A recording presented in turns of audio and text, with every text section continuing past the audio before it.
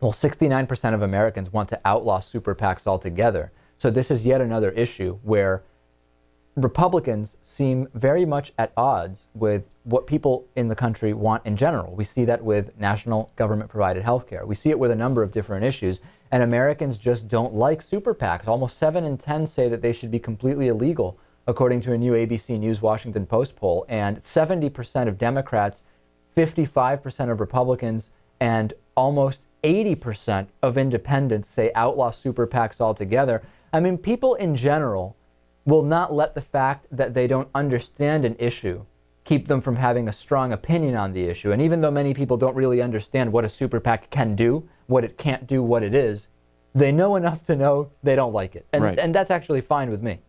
Campaign finance reform should be one of the most important discussions, but I mean, we barely hear about it at all. We're not going to get a real discussion. And why aren't we, ladies and gentlemen? Because why would anybody who got in power under the system that exists want to change it to a system that would be less advantageous for them? So, I asked Dylan Radigan about this on yesterday's show. You have to impose somehow, you have to impose yourself into the economic and political system. Dylan Radigan had some ideas for how to do that. You can check out yesterday's interview to look at that. But I still tend to think that the biggest obstacle is going to be the fact that the status quo got us to where we are, and the people that now maintain the status quo have absolutely no impetus to allow it to change. Right. None at all. Unfortunately. Yeah.